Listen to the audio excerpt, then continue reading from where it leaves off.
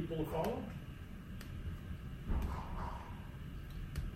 Yeah, I do think that would, like once you get the industry involved, it would reach out from there, which would attract a larger market, because if you start to get people from other restaurant groups, so it's like the chefs from other places want to come to your establishment because you do the best local food or whatever it may be, then they would have those recommendations, they would tell their friends, and that's how you really build up a stronger brand in the future. Yeah, I would agree with that. And if you're not, just on that point, it's interesting to see, so I follow them on Instagram and Twitter, and it's interesting to see who follows John and the CN Tower, other chefs, when they make a comment, and to see who follows them, and you make a good point there. Who are we writing this report for?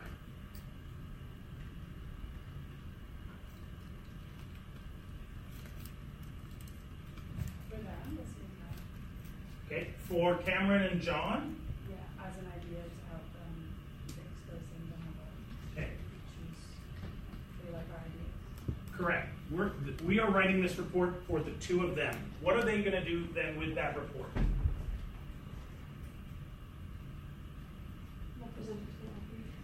They're going to present to their marketing team. First, they probably go to the director of the CN Tower, which is their boss, and then go to the marketing team. Yeah, it'll be used internally to the people that are up above them. Who owns the place? Yeah, the government of Canada. Okay, so is the government of Canada interested in improving the reputation? Are they interested in the sustainability aspect? Are they interested in driving more business and all of those things? No. I would say the first two, like sustainability, to reach more business. Okay, so the sustainability piece would be key, and it's going to lead to more business, Yeah.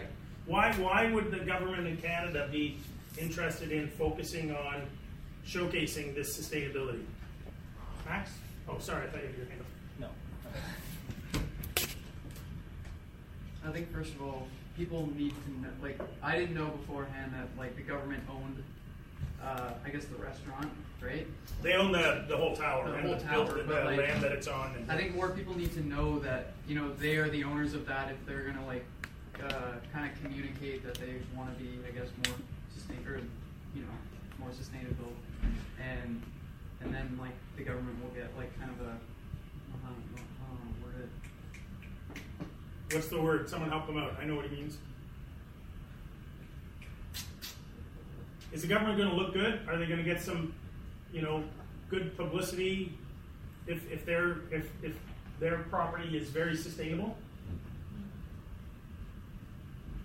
Like, I guess if they're not, like, if they're viewed as, like, if the building is viewed as a poorly sustainable thing, people will view the government poorly. Like, it's like a reputation thing. Yeah, it is. From association. And Excellent. That's the word. That's the word you're using, by association. Reputation by association. So if they have a good, if people view the CN Tower as a good thing, then they'll view the government as a good thing, and then maybe more tourists will come in because they view our country as a more sustainable kind of country. And I would argue the ones that are coming in would view Canada as a more sustainable, committed country. Is Canada looked? How is it viewed around the world as far as our commitment to sustainability and how we conduct ourselves as a nation? I feel like it's pretty good. We're known for forests and like nature in general. Okay, I would agree with that. We're known for nature and having beautiful, unlimited resources. I think we're viewed as like a good country to live in, but not necessarily our sustainable practices. Like, we have the oil sands that are terrible for the environment. Yeah. And like, we do have those beautiful areas like the Rockies and stuff like that, but I would say we don't have the best sustainable practices. We don't. As a country. We don't have a good reputation internationally. Okay, and I noticed this when I travel to conferences, sustainability conferences, right? things like the oil sands projects, the fact that our societies and our communities are built with one thing in mind. When we develop cities and we plan cities, we're thinking of one thing. What is it?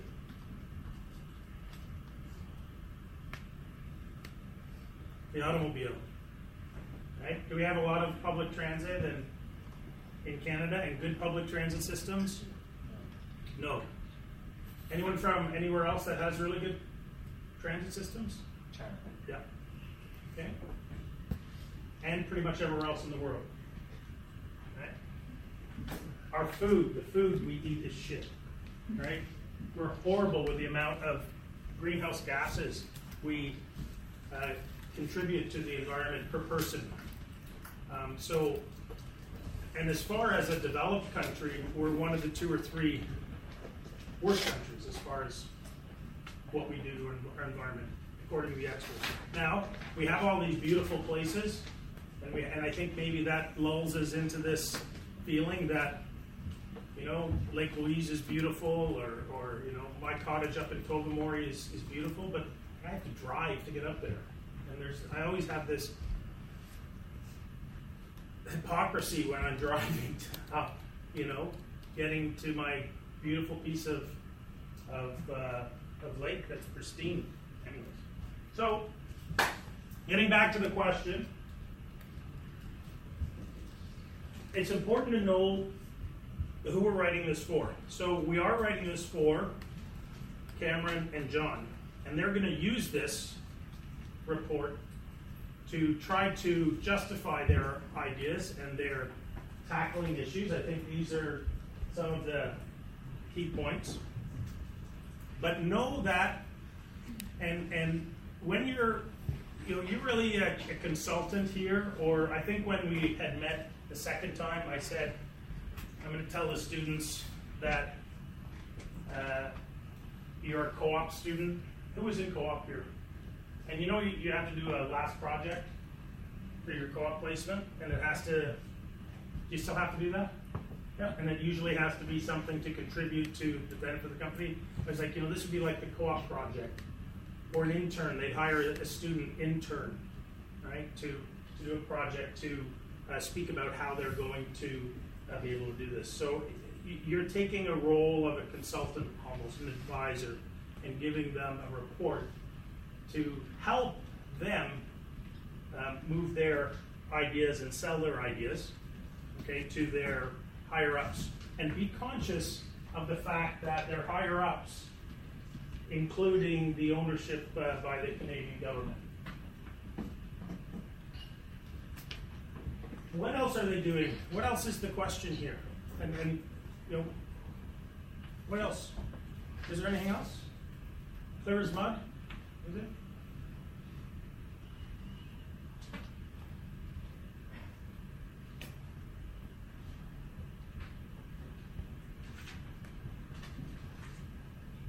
I think it's do you want me to delve deeper into this or expand it? Whatever you want, whatever you think. I don't know what the question. I'm trying to figure this out myself. If we're concentrating on those points, that we should probably be looking both internal and external. I would say probably equal amounts, because it sounds as though there's poison in the well, and it's awfully hard to change culture of a company when people aren't willing to hop on the new ship.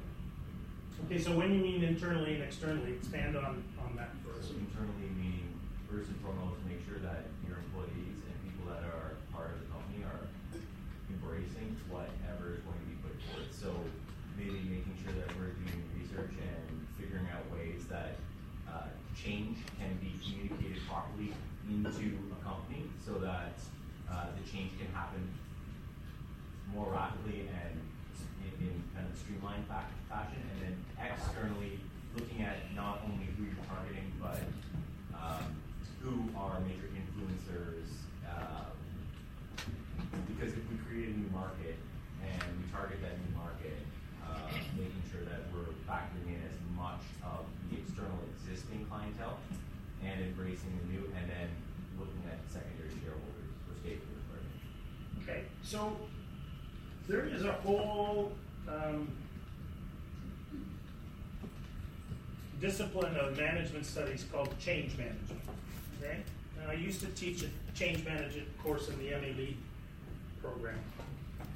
And change management, change is usually done two ways. Okay? It's either done from the top down, or it's done what we call from an emergent point of view, which is from the bottom up, from the employees up. And it involves, usually from the bottom up, it involves changing the culture. This is going to be, given the structure of this organization, this is going to be what we call top-down change. Okay, and Cameron and John are not in the position, okay, to overhaul the culture of the whole tower. They're not in the position to sort of, I guess, I was going to say, take this and move it 180. You get it 360, half of 180, but change 360. They're not in that position. They're trying to influence their bosses. Okay, so I think Joel's touched on some good points, but I don't think we want to get down to the intricacies of change management. Okay, I think it's important to address the internal and the external. So the internal being the employees, and I think that Cameron talked about the beer and the employees. What was his story about the beer and the employees? That they sold specific beers, so example Stella, and that was their number one seller, and they wanted that because they knew how to sell it. And what happened when they got rid of it and changed it? I believe it took a little bit of time, but they embraced it going forward, and they sell more now. They eventually embraced it. Yeah, not. They were grieved. So what's a grievance? Cam said he was grieved over this. What is a grievance?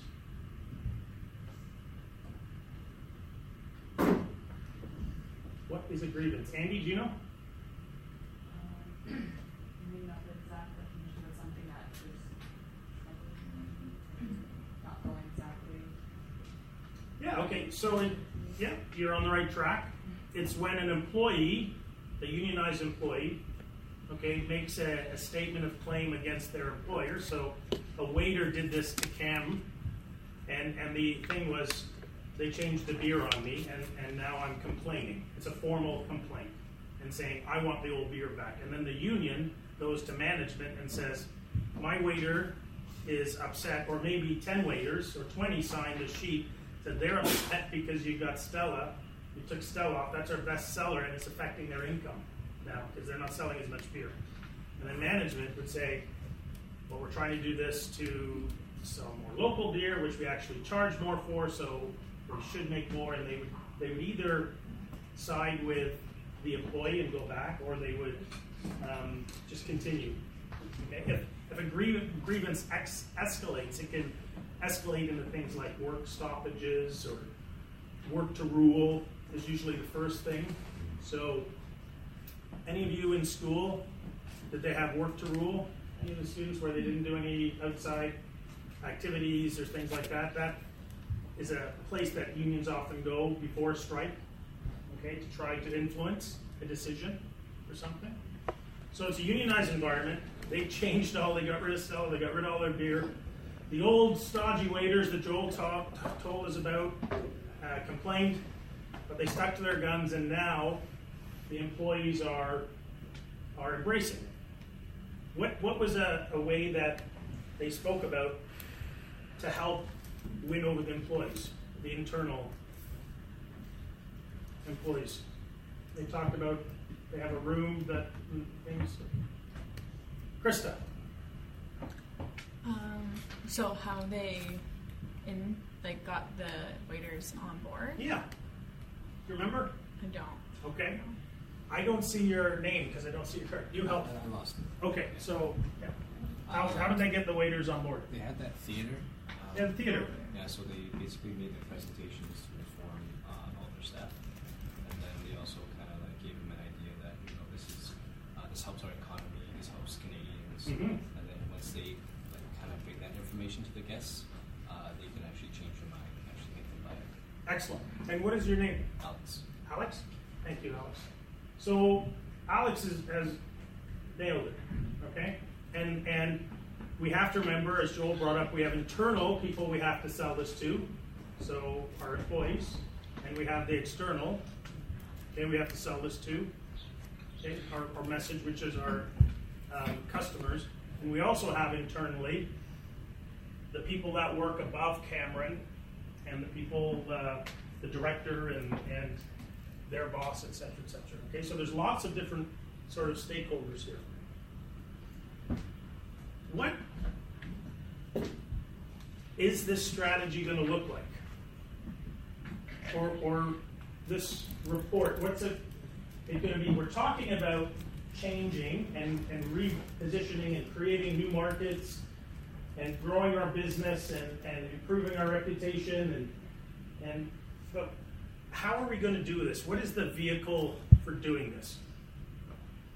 We've been talking about it. I just want to put a name to it.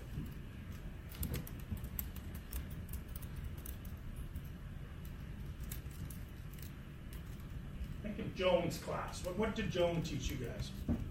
Joan Flaherty. What was that course you taught in second year?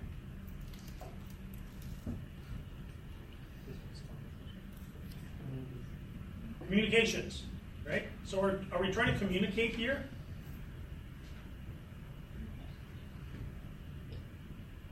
Courtney, are we? Yes? What are we trying to communicate? Who are we trying to communicate to? The public? Absolutely. And what are we trying to communicate to them to help us achieve all these things? You speak a little louder. I can't even hear you because this darn machine drives me crazy because it makes me noise. You know what?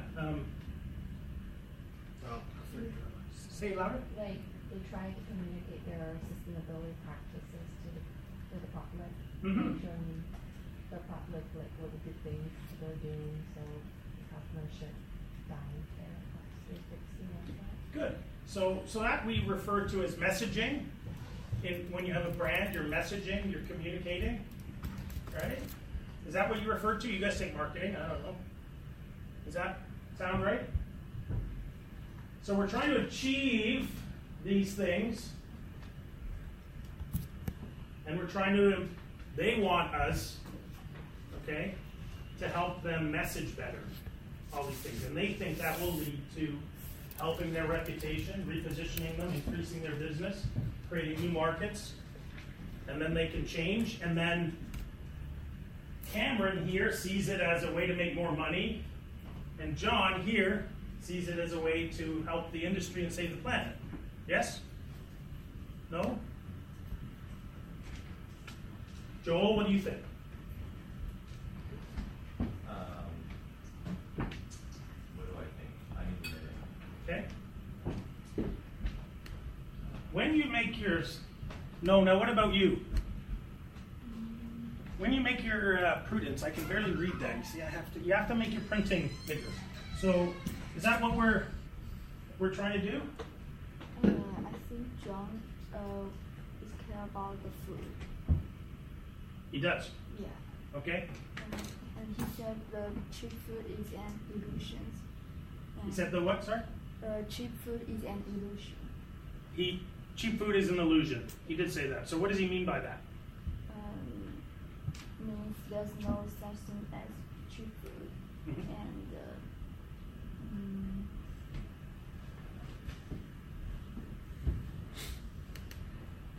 okay, so his focus is going to be on the food, and that's what he's done. What have they done? Let's go back a step. What have they done by way of food at this place, 360? Locally farmed. Okay. So who benefits from that? Yeah, the local farmers. He's pretty proud about Sledger Farms lettuce and helping the local economy, correct? Is that a good thing? Yeah, I think so. What else are they doing with food?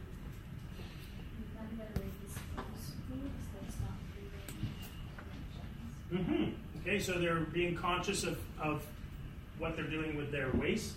their food waste and trying to be conscious about that. What else are they doing?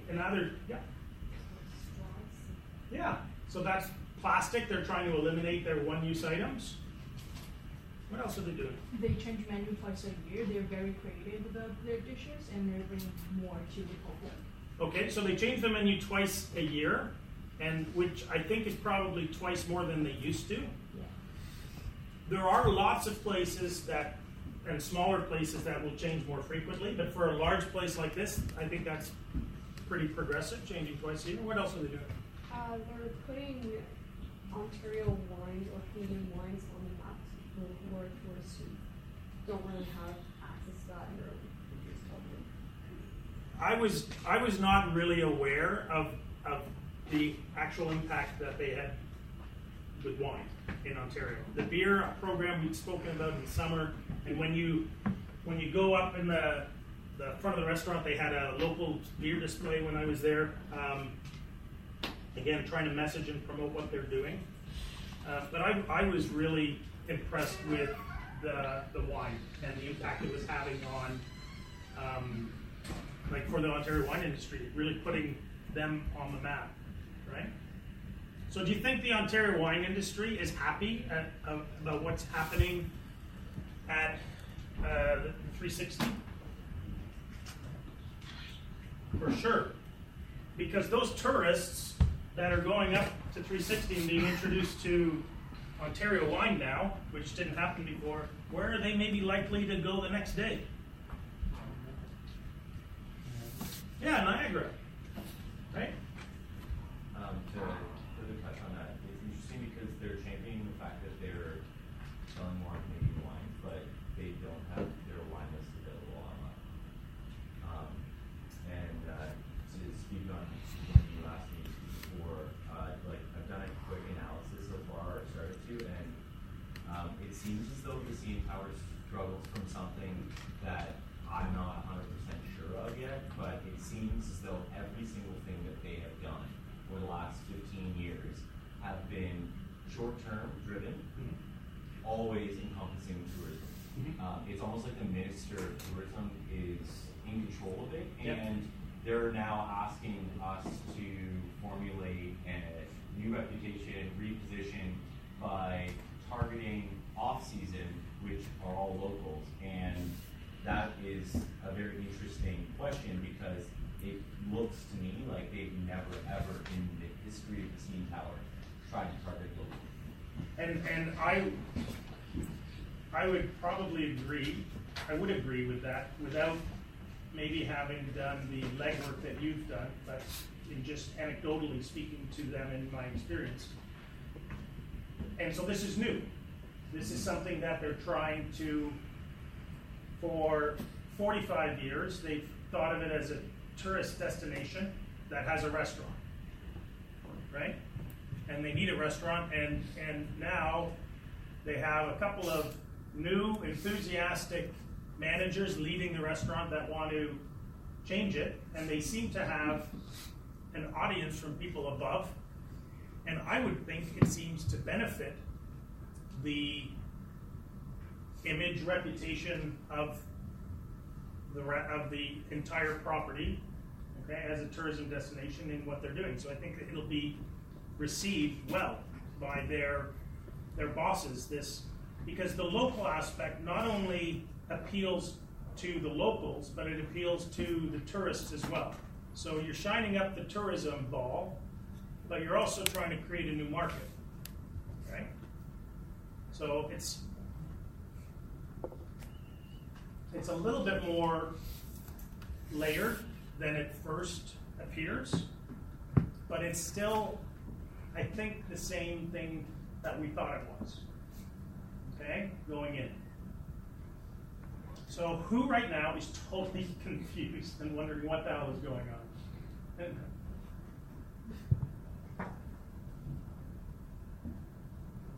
No? Who knows exactly what they're going to do and what they're trying to accomplish? Who is dead and not listening and paying attention? You got to put your hand up to one. Who's a little confused or not sure? Put up your hand. Who knows exactly what they're going to do? Good. Good. Why is that good? For me. Maybe not for you. Why is that good? Max. Because we are not sure like how the future going to happen. True. We don't know how the future is going to be. So, Colin, do you want to add to that? I was just going to say it's exciting for you because you'll get to read tons of reports that are very different. Could be, absolutely. It's better than reading the same thing over and over. Why else? It challenges us a little bit more, and it's a bit more real life, I guess. And when we actually get into the industry, there's not going to be any clear-cut answers, so it's good to be a bit confused and try and work through that. Absolutely. Did everyone hear that? Okay, this is that place where I'm putting you a little bit of stress, controlled stress, and I'm taking you up Bloom's taxonomy. Remember that pyramid I told you about learning? And at the top, it's about synthesis and being able to bring things together. Because right now in your brain, you got a lot of different things, and you're like, this Bruce guy isn't very good at bringing things together and focusing me, right? Well, guess what? I'm not going to do that, right? You got to do that. Courtney's absolutely right. You're not going to go out and be handheld in the world. Who's worked for more than 5 years, full time? Anyone? Does your boss handhold you through your work and through your career? No. Right? That's not a bad thing. I think it's a good thing. It's challenge. You use the word challenge. This is a challenge. Okay? So I think we're exactly where we want to be. We're trying to clear our minds and find a place where we're going to solve this problem for them. So, what does it look like? This communication, this branding. We have to remember we're working for them. They've asked us a question. If we don't agree with the question, it's a bit of a tough beans because they're asking us to answer something. Interestingly enough, I'm writing a report right now for a long-term care facility, for 2 of them in York Region, that asked me a specific question. And I'm really having a hard time not telling them all the other things that are messed up and that they asked the wrong question. It's about food waste, right? In long-term care. And so they asked me to measure food waste, right? And then make recommendations on how to mitigate that food waste, right? But as I spent the summer in these things, in this place, it's a different question altogether, right? I still have to give them the report that they want. I'm going to put some lines in there and maybe introduce a few other thinkings, but I still have to answer what it is they want. So we have to make sure that we answer what it is that John and Cameron want. So what does this communication messaging thing look like? Is it a strategy?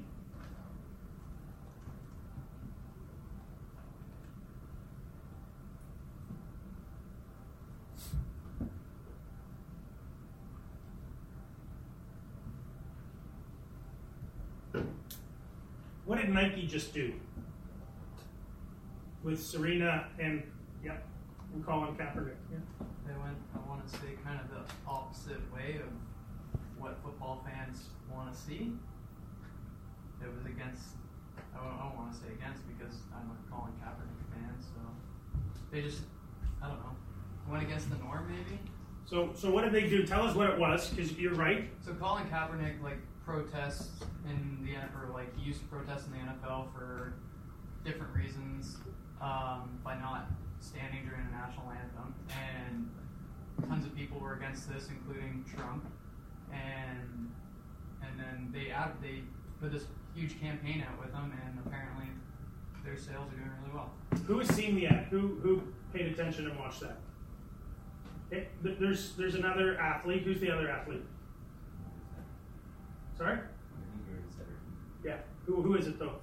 Serena Williams, right? Who is she?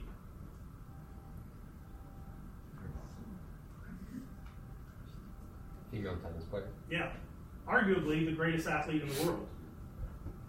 Full stop. She is. Like, she dominates her profession.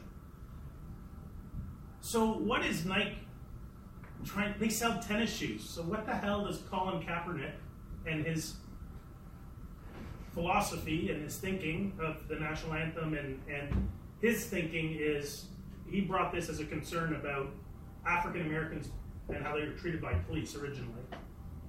Nike's been on a decline for the last 10 to 15 years. Okay. And they have been scampering to figure out how they are going to rebound because they have reached the top of their economic cycle.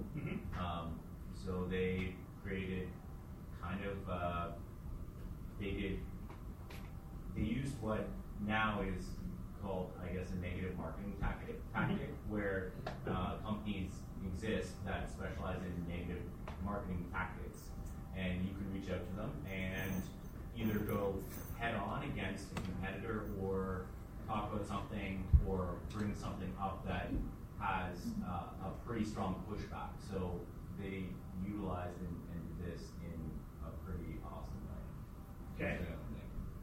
So, yeah. I feel like they just want to create a talk about, like, they just want their name to be out in the media. Just kind of like when famous people do crazy things, their names in the media, and then all of a sudden their sales are higher because people are now talking about them and wanting to figure out what's going on. So I feel like they're just trying to get their name out there, whether it's negative. You guys agree with that? Like, that's how it works, right? Just so you know, you took marketing, correct? When?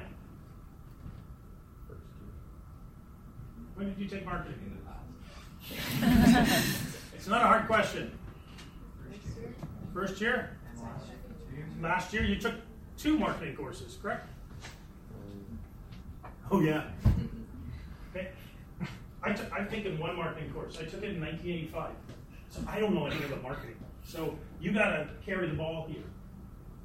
I think that by aligning these jobs with Serena and Colin, like, they're changing the way that they're seen.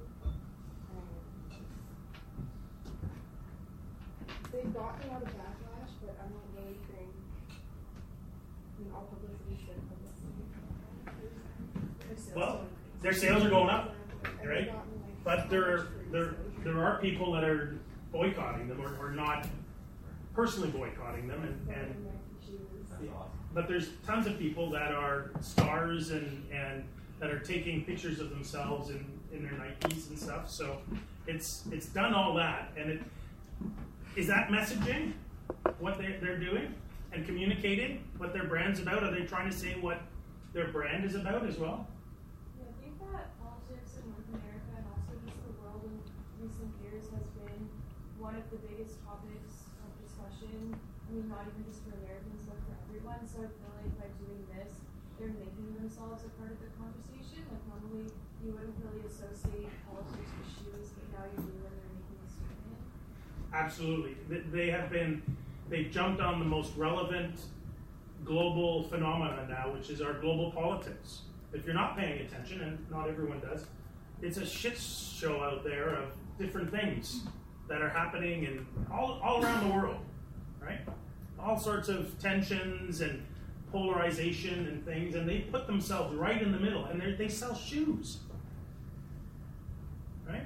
But they're selling more shoes. So that's a messaging and about brand. Now, you know, should the CN Tower take a controversial approach in their messaging?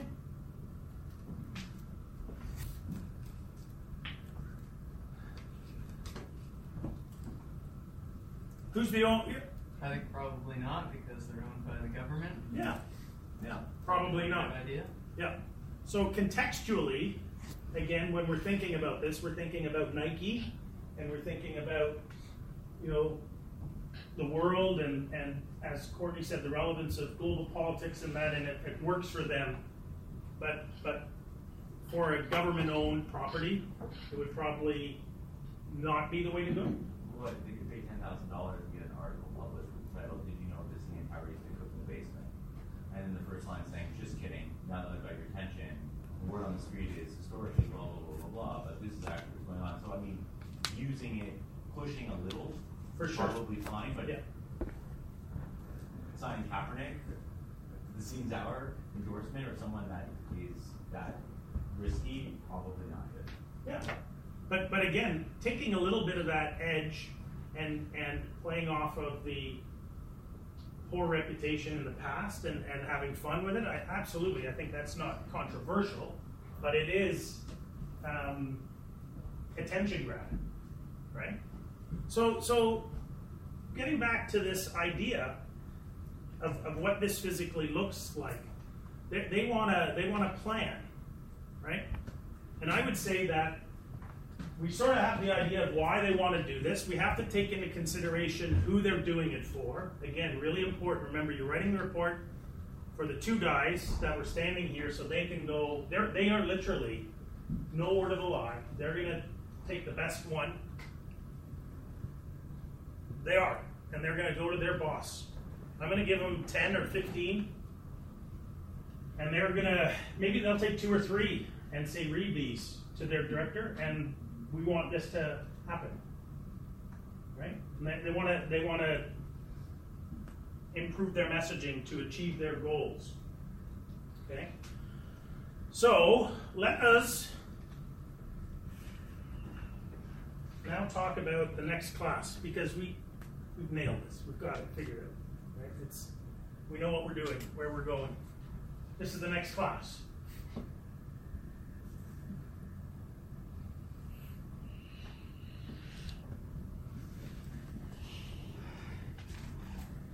Next class, what I want to do is I want to talk about why messaging is worthwhile effort. Okay? What does ROI stand for? Say it louder. What's that? Yes, Daria. Return on investment? Yes. Okay, so the world has changed. Your world is different than the world I worked in. When I worked in the world of business, I could go to my boss and say, I want $200,000 marketing budget for the year, and I want a $400,000 human resource budget for the year. And he would say, why? And I would say, well, what we did last year, and he would say, okay. And I'd have that money then to use to market and support human resources in the company that I work for. And that happened for a long time. If I wanted to buy a new piece of kitchen equipment, let's say a Rationale oven, and it was $70,000 back then, or $50,000, I would have to justify financially spending that money on that new piece of equipment by showing the return on investment. And you take in accounting, so you know how to calculate return on investment. And typically, when we talk about return on investment, we have thought about it in a financial way. Now, and it was Steve Kamstra who first, I think maybe 6 or 7 years ago, he was speaking as a guest speaker in a 4th year class. He's the president of GFS Canada, so Gordon Food Services. And he was the president of the Young Presidents Club in Toronto or whatever. He's a really well-respected CEO, president type. And he said that the biggest change in business is ROI on intangibles. Okay? So having to be able to justify spending money on messaging or efforts that it's going to pay back in guests, okay, and in dollars and cents. Marketing for the longest time was something that was almost intangible in some ways. You would put in, for a restaurant like this, they would put a ad in Toronto Life magazine, and they really wouldn't know if it worked or not. Okay, and they would just put these things out. So we have to think of some evidence-based research, some analysis that shows the value of doing this. So if you're going to bring in some work and I want you to bring in some things, it's 2 days, from now. It's lots of time. You go to Google Scholar or one of the portals, Primo Search, right? You guys all do that, know how to do that? Yes? What are you going to type in? What are you going to, into the search engine to try to find some evidence-based research? What sort of things?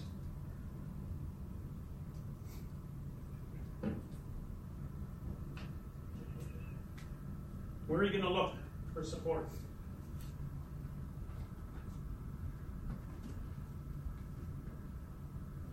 Like looking for articles that maybe give the best ways to message your brand. For sure. So articles on messaging. What else? Maybe looking at other restaurants and see how they have implemented like. Okay, so what is that called when you look at another company as an example and what they've done? Because you made a good point, David. Benchmarking. Okay, so there's two terms that are benchmarking and best practices, and they're a little bit different. Okay, benchmarking is sort of the industry standard. What's the best in category at that level? What are they doing? And best practices are what are the sort of things they do. So you can find, and that's where you could look in the evidence-based literature, but you could also look in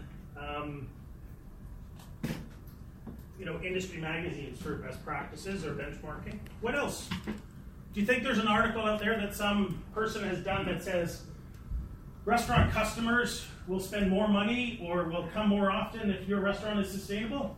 Do you think that work exists? Do you think someone has studied that? They have, and it's there, okay? And it is the bare minimum expectation of mine that you know that research and that you've looked at that, okay? So go try to find that research, right? Find some articles, bring them in so we can share them. Okay, this is not a competitive class, it's collaborative. I want everyone to learn, okay? So, and sharing resources that you find, your articles, is a good thing. So let's look at that. And the other thing I want to do on Thursday is start thinking of the methods of messaging. Okay? So what are the methods of messaging available to the CN Tower to promote their efforts in sustainability? So the methods of messaging are things like social media, in-house promotion, okay, those sorts of things. So start thinking about those things. Make a little list. This is not hard work. For 2 days, go find 3 or 4 articles or some analysis that's out there. Bring that to class. That should take an hour. Okay, and then write down, should take 5 minutes, 10 minutes. Write down 4 or 5 methods of messaging. This is student-centered. You do the work. I just facilitate and confuse. Okay? If you don't do this, Thursday is going to be a very short class. I think my record is a 2-minute class before. Okay? Where literally, I said, okay, let's answer number 1. And no one said anything. And I said, did anyone bring anything? And no one said anything. So I packed up my bags and I left. And it was a lost opportunity for the student group to get into this case, and they lost the whole class. And there's only like 4 classes on this. So don't be that class. That happens about every 2 years when I do that. Okay, so it's not a lot of work. Bring some stuff. You guys got to bring it, and then we'll talk about it. You did a great job today. Any questions? Have a good day. Clear as mud.